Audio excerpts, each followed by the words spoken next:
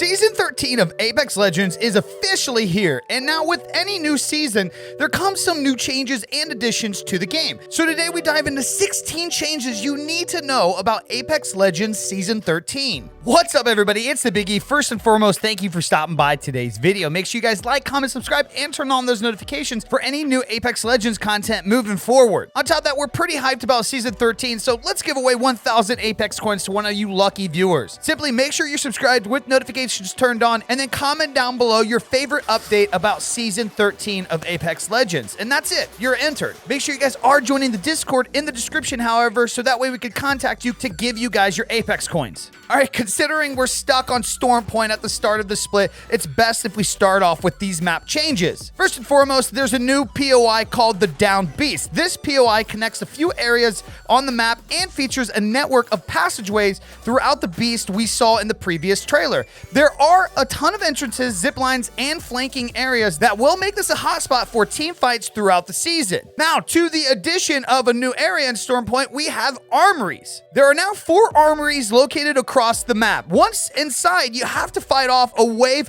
of specters, but once you do, you get premium loot that matches your current loadout. After you get the loot, you can take a jump pad out to rotate out of that area, but be quick. If you get trapped inside, it can be your last armory you loot. Okay, obviously, as you guys may know by now, Newcastle is here. Newcastle is a fortified defensive legend added to Apex Legends in Season 13. His abilities are actually pretty awesome for a defensive character. He has this mobile drone shield. He can drag down teammates while he revives them, and he can place a fortified wall as his ultimate. Keep in mind that you cannot shoot through Newcastle's drone shield, but it has 2 sections that can be destroyed if you're trying to force your way through the shield. And as mentioned, dragging down teammates also revives them, and depending on what knockdown shield you have will determine how strong of a shield they have in front of them. And yes, you can use that knockdown shield to defend yourself while reviving. With your ultimate, you can lock onto your teammate, which will allow you to jump further with your ultimate as well, allowing you to place the wall in a specific place to aid to your team.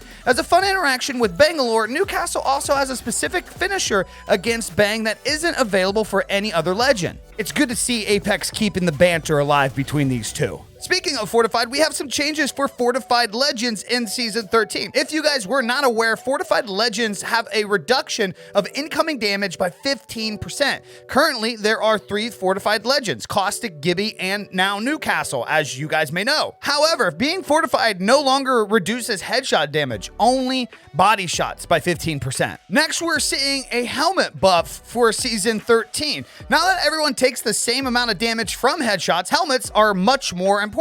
3 helmets have received a buff after Season 13. Blue helmet headshot damage reduction increased from 40% to 50%, and purple helmet headshot damage reduction increased from 50 to 65%. So make sure you guys are going out there and protecting those noggins. For Season 13, we have a crafting rotation as well. We've had crafting in Apex Legends for several seasons at this point, and this past season we started to see the addition of weapons to the replicators. On one hand, it is a bummer not being able to find these weapons on the ground, but it guarantees them to be in specific locations so you don't have to rely on RNG. Through Season 12, we've seen this with the longbow and the flatline, but for Season 13, they're actually coming out and are now floor loot, which means it will be replaced with the Rampage and R301 going into the crafter. While the flatline received a nerf when it went into the crafter, the R301 did not receive any changes. So for everybody that missed the flatline being on the ground loot, GG's for Season 13. Now we have some gold weapon changes for Apex Legends Season 13. Gold weapons spawn randomly around the map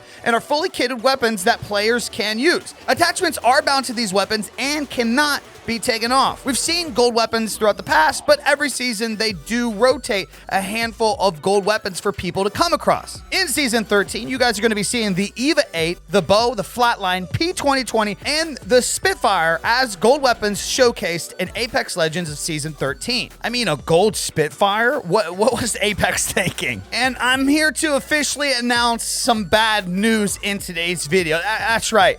We have a Kraber Nerf. The Kraber now has a headshot multiplier down from 3.0 to 2.0, and the damage is reduced from 145 to 140. But I actually had the opportunity to find the Kraber multiple times, and I'm going to be honest, I haven't really noticed much of a difference. While the Kraber was technically nerfed in Season 13, this thing still can handle its own. Let me know what you guys think about this nerf in the comments down below. Now, while on the topic of Krabers only come from care packages. So let's talk about the new care package weapons in Season 13. So if you guys have played the game, I'm sure you're well aware that Spitfire is back on the ground for loot. However, now the Mastiff is going to take its place in the care package. And to answer the questions I'm sure you guys are asking, yes, the Spitfire is still insanely OP even as ground loot, and the Mastiff got an insane boost as a care package weapon. I mean, seriously, this thing is insane. Speaking of Mastiff, if you guys remember, Dual Shell was a hop-up for the Mastiff /3030 that allowed you to reload 2 shots for every 1 loaded into the gun. The Dual Shell is removed from floor loot and crafting bundles, but is still on the Gold Mastiff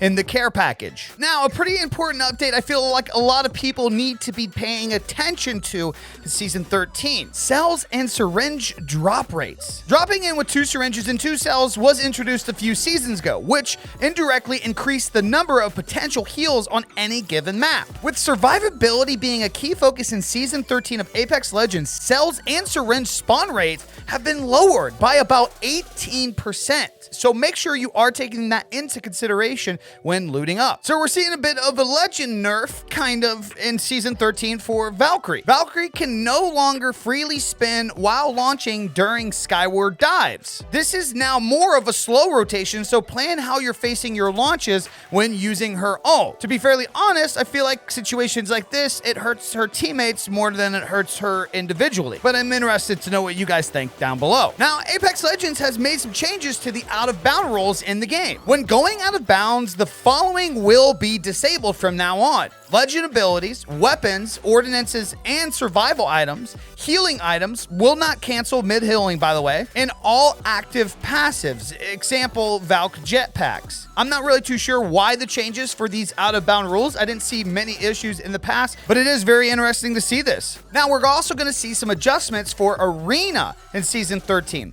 Arena is a 3v3 round-based game type in Apex Legends, if you guys weren't aware. This game type offers the option to use crafting points earned each round to buy weapons at the start of each round, similar to games like CSGO and Valorant, for example. Adjustments have been made to the cost of some weapons to help balance this purchasing system out a bit more and create more options for players to have at their disposal. Most weapons have been decreased across the board, anywhere from 50 to 100 points, but some guns like the Devotion have seen a slight increase in costs. The most noticeable changes are Thermites go from 100 to 75, the Devotion level 1 goes from 150 to 200, and level 2 goes from 250 to 350, and the Hemlock at level 2 goes from 250 to 200, and at level 3 goes from 350 down to 300. So for all my Apex Legends Arena players out there, take advantage of these new changes. Or don't. I honestly don't know anybody who plays Arena. Probably one of the biggest changes I would have to say to Season 13 has to be the ranked changes that have come out. Ranked gameplay has received some retuning to create a more accurate depiction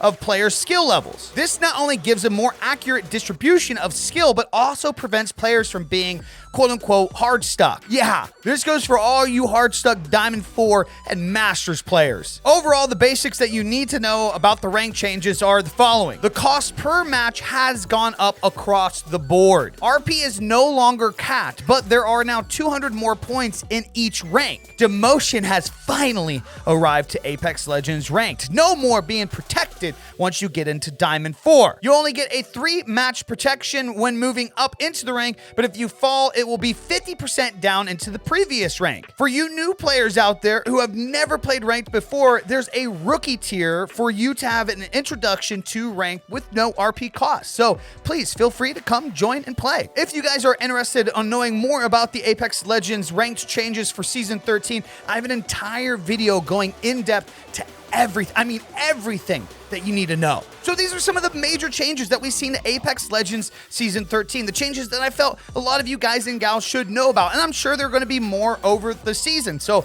maybe some updates to this later to come. But overall, personally for me, I'm pretty happy and pumped for the launch of Season 13. I'm enjoying all these new changes. I'm enjoying the addition of a new Fortified Legend. I'm pumped about the new rank changes, and I think Apex Legends is doing an amazing job to grow this game moving forward. It seems like for the last few seasons, they've really been listening to the community, which gets me pumped personally as a creator. But at the end of the day, these are just my thoughts. I'm interested to know what you guys and gals think in the comments down below. Are you guys pumped about these changes? Are you guys not so happy about them? What are the things that stand out to you? What are the things you just don't care about? Feel free to let me know. Other than that, that's all I got for you guys today. I'm out. Peace. Deuces.